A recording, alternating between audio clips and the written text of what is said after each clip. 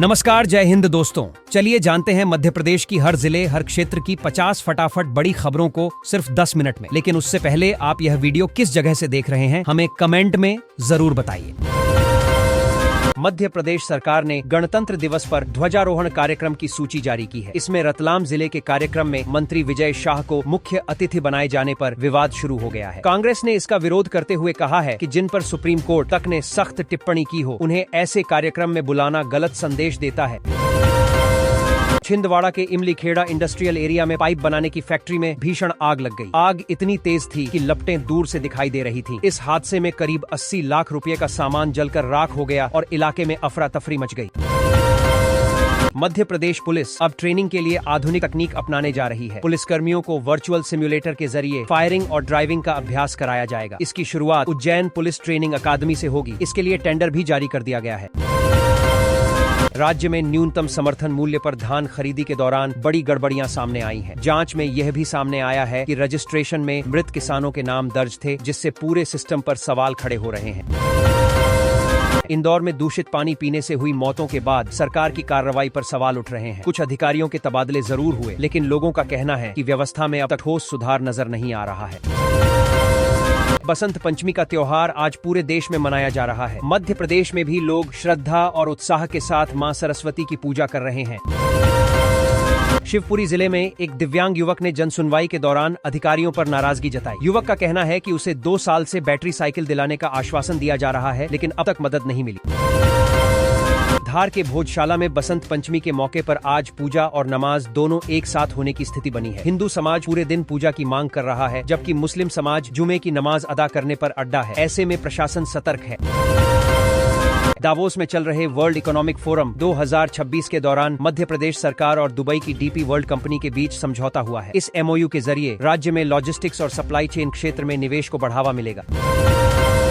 Police मुख्यालय भोपाल में DGP Kailash Makwana की अध्यक्षता में बैठक हुई। बैठक में प्रदेश में नशे के अवैध कारोबार को खत्म करने के लिए 3 साल की कार्य योजना तैयार करने पर चर्चा की गई।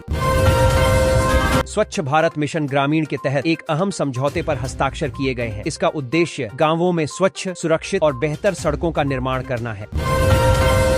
प्रदेश में प्राकृतिक खेती को बढ़ावा मिल रहा है। अब किसान गोबर, गोमूत्र और पत्तों से जैविक खाद बनाकर खेतों में उपयोग कर रहे हैं, जिससे लागत कम हो रही है और खेती ज्यादा टिकाऊ बन रही है।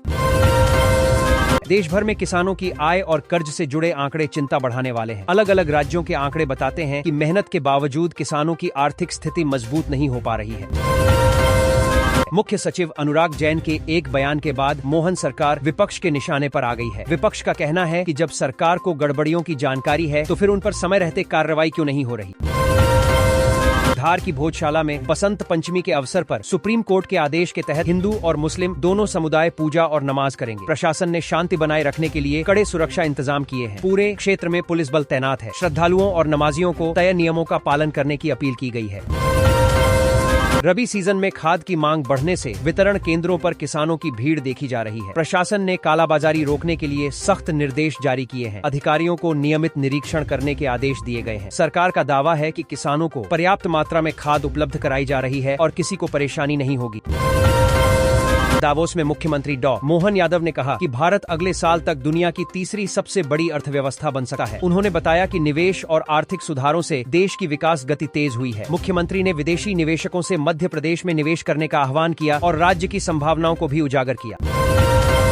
मध्य प्रदेश के मंत्री कुंवर विजय शाह के खिलाफ अभियोजन की मंजूरी न मिलने के मामले में सुप्रीम कोर्ट ने राज्य सरकार से जवाब मांगा है। कोर्ट ने स्पष्ट किया कि मामले की स्थिति साफ की जाए। इस प्रकरण को लेकर राजनीतिक हलकों में चर्चा तेज हो गई है और सरकार पर सवाल उठाए जा रहे हैं।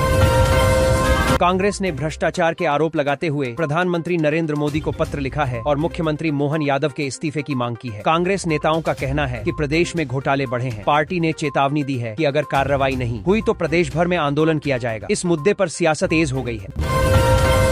ग्वालियर में एक युवती की घर में घुसकर गला रेत कर हत्या कर दी गई। बताया जा रहा है कि युवती की 2 महीने बाद शादी होने वाली थी। घटना से इलाके में सनसनी फैल गई। पुलिस ने मौके पर पहुंचकर जांच शुरू कर दी है। परिजनों से पूछताछ की जा रही है और आरोपी की तलाश जारी है।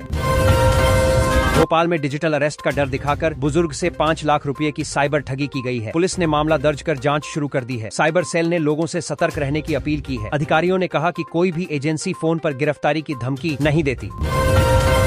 चंबल और ग्वालियर संभाग में बारिश और ओलावृष्टि की चेतावनी से किसानों की चिंता बढ़ गई है। सरसों, चना और गेहूं जैसी रबी फसलों को नुकसान का खतरा है। किसान फसल बचाने के उपाय कर रहे हैं। कृषि विभाग ने भी किसानों को सतर्क रहने हैं।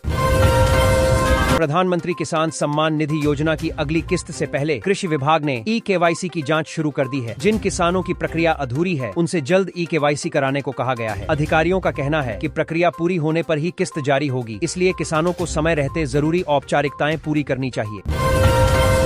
मौसम विभाग ने मावठा गिरने की संभावना जताई है। बेमौसम बारिश से किसानों की चिंता बढ़ गई है। तापमान में गिरावट हो सकती है। विभाग ने लोगों को सतर्क रहने की सलाह दी है। कुछ क्षेत्रों में तेज हवा और गरज चमक के साथ बारिश होने का अनुमान भी जताया गया है। बुंदेलखंड क्षेत्र के किसान आधुनिक खेती की ओर बढ़ रहे हैं। वे यूपी के महोबा से हाईटेक नर्सरी के पौधे लाकर खेती कर रहे हैं। इससे उत्पादन बढ़ा है और किसानों की आय में भी सुधार हुआ है। कृषि विशेषज्ञों का कहना है कि तकनीक अपनाने से खेती अधिक लाभकारी बन सकती है और भविष्य में उत्पादन और बढ़ेगा। भोजशाला विवाद को देखते हुए धार शहर में करीब 8000 पुलिसकर्मियों की तैनाती की गई है। ड्रोन कैमरों से लगातार निगरानी रखी जा रही है। संवेदनशील इलाकों में बैरिकेडिंग की गई है। प्रशासन का कहना है कि किसी भी तरह की अफवाह फैलाने वालों पर सख्त कार्रवाई की जाएगी और शांति भंग नहीं होने दी जाएगी। ओलावृष्टि से प्रभावित जिलों में किसानों ने सरकार से तत्काल सर्वे और मुआवजे की मांग की है। किसान संगठनों ने ज्ञापन सौंपे हैं। किसानों का कहना है कि फसलों को भारी नुकसान हुआ है। समय पर मुआवजा नहीं मिला तो आर्थिक संकट बढ़ जाएगा। प्रशासन ने नुकसान का आकलन करने की प्रक्रिया शुरू करने का भरोसा दिया है। अशोकनगर में एक किसान ने बेटी की शादी को खास बनाने के लिए पुराने ट्रैक्टर और बैलगाड़ी से सजावट करवाई। इस अनोखी पहल को लोगों ने खूब सराहा। किसान ने बताया कि वह परंपरा और संस्कृति से जुड़े रहना चाहता था। इस शादी की चर्चा पूरे इलाके में हो रही है और इसे सामाजिक संदेश के रूप में देखा जा रहा है। मध्य प्रदेश में निगम और मंडलों में राजनीतिक नियुक्तियों को लेकर तैयारी तेज हो गई है। सूत्रों के मुताबिक जल्द ही नियुक्तियों की सूची जारी हो सकती है। भाजपा संगठन ने संभावित नामों पर मंथन शुरू कर दिया है। लंबे समय से प्रतीक्षित नियुक्तियों से पार्टी कार्यकर्ताओं में उत्साह देखने को मिल रहा है। आगामी विधानसभा बजट सत्र को लेकर सत्ता पक्ष और विपक्ष दोनों ने रणनीति बनानी शुरू कर दी है। भाजपा विकास कार्यों को मुद्दा बनाएगी, वहीं कांग्रेस सरकार को घेरने की तैयारी में है। बजट सत्र के दौरान किसानों, महंगाई और कानून व्यवस्था जैसे मुद्दों पर तीखी बहस होने की संभावना जताई जा रही है। प्रदेश में बढ़ते अपराध और महिला सुरक्षा के मुद्दे को लेकर यूथ कांग्रेस ने कई जिलों में प्रदर्शन किया है। कार्यकर्ताओं ने सरकार पर विफल रहने का आरोप लगाया। पुलिस व्यवस्था को लेकर भी सवाल उठाए गए। यूथ कांग्रेस ने चेतावनी दी है कि अगर हालात नहीं सुधरे तो आंदोलन और तेज किया जाएगा। भाजपा ने ग्रामीण क्षेत्रों में सदस्यता अभियान को और तेज करने के निर्देश दिए हैं। पार्टी का लक्ष्य अधिक से अधिक नए सदस्यों को जोड़ना है। मंडल और बूथ स्तर पर कार्यकर्ताओं को जिम्मेदारी सौंपी गई है। संगठन का मानना है कि मजबूत सदस्यता से आगामी चुनावों में पार्टी को फायदा मिलेगा। गणतंत्र दिवस की तैयारियों को लेकर प्रभारी मंत्री अपने अपने जिलों के दौरे पर हैं। परेड, सुरक्षा और कार्यक्रमों की समीक्षा की जा रही है। अधिकारियों को समय पर सभी व्यवस्थाएं पूरी करने के निर्देश दिए गए हैं। सरकार चाहती है कि 26 जनवरी का आयोजन पूरी गरिमा और अनुशासन के साथ संपन्न हो।